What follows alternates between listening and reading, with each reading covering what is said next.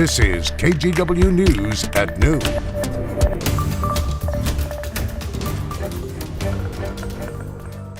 Being the leader of the world means to be the leader of peace. Ukrainian President Volodymyr Zelensky spoke directly to President Biden and members of Congress this morning. He's asking the U.S. to do more to stop Russia's invasion of Ukraine. Thank you for joining us. I'm Brenda Braxton. Today, Zelensky asked the U.S. to enforce a no-fly zone over his country and institute harsher economic sanctions against Russia. After Zelensky's virtual visit, President Biden said he'll send another $800 million in security assistance to Ukraine. Biden also said the U.S. is sending Ukraine more drones and missiles to take out Russian tanks and fighter jets. Meanwhile, the warring factions have scheduled another round of talks. But today, Ukraine rejected a Kremlin proposal to adopt a neutral military status, something like Sweden or Austria. Despite that, though, Ukraine says it still sees possible room for compromise with Russia. You can look for the latest developments on air and online at KGW.com. And then later on NBC Nightly News, Lester Holt speaks one-on-one with President Zelensky. You can catch that interview right here on KGW at 5:30. Back here at home in Portland, city leaders are talking about the growing gun violence. The FBI, the police chief, and the Justice Department addressed the topic head-on during a panel discussion. Alma McCarty was there and has this report.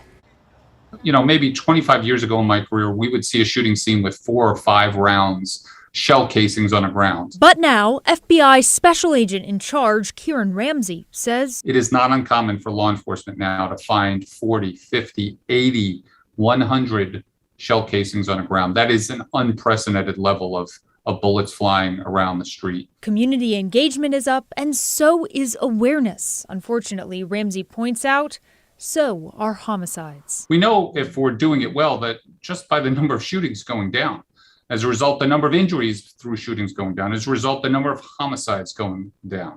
Unfortunately, that's not the case right now. We are on a record-setting pace yet again. A record 90 homicides in 2021, with more than 20 so far this year. As part of this virtual panel discussion, Portland's police chief explained community trust is key, and it's hard to get witnesses, even victims of a crime, to come forward without it. You know, you try to reconcile your desires to build trust and to do community engagement, and then you realize, too, you're part of a system that has had bad outcomes for people, particularly people of color. As Mike Myers with the city of Portland reflects on what seems to be going well and what hasn't. We listen well, but we don't go out and do what the community asked us to do.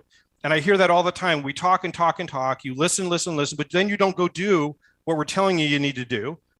That was Alma McCarty reporting.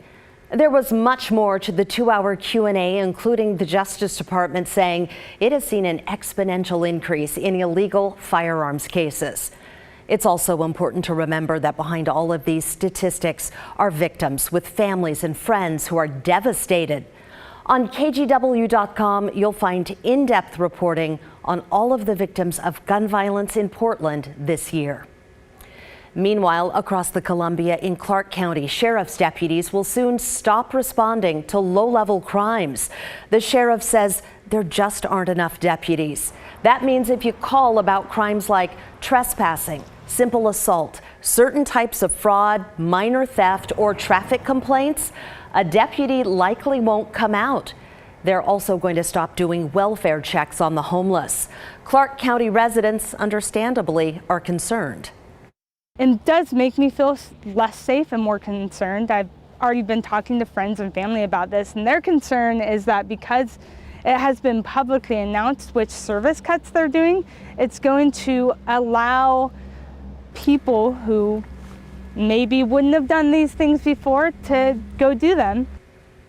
The sheriff wasn't available for an interview, but did release a statement saying in his 40-year career, He never imagined he'd have to make service cuts like these. Meanwhile, the president of the Deputy Sheriff's Guild blames part of the staffing shortage on inadequate hiring bonuses and incentive packages. Well, here in Portland, college basketball fans are pumped. March Madness takes over Moda Center tomorrow, and the city is spending extra time and money to make Portland a little more presentable.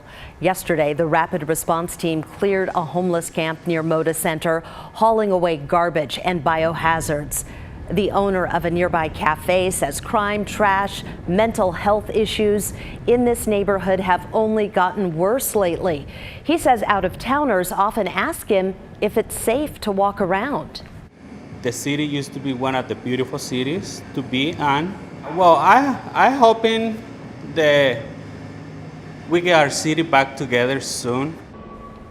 Cleaning up the area around Moda Center is just the start. In the last week, Portland received more than 1,000 reports of campsites needing attention.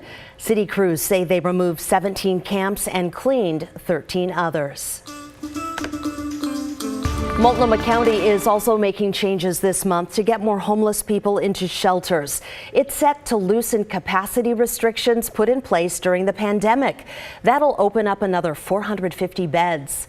A new women's shelter is also opening in Southeast Portland this spring, offering 125 beds. In the last 2 years, the county has opened 15 new shelters. Officials say there are more shelter beds now than before the pandemic began. Well, this noon, Highway 101 near Rockaway Beach is still closed in both directions. This video from Sky 8 shows crews trying to clear this landslide. ODOT can't say yet when the road may reopen. In the meantime, though, traffic is detouring onto Miami Foley Road. Okay, let's step outside and take a live look from our Rose City Sky Cam. There's Moda Center, where all the basketball action will be happening tomorrow.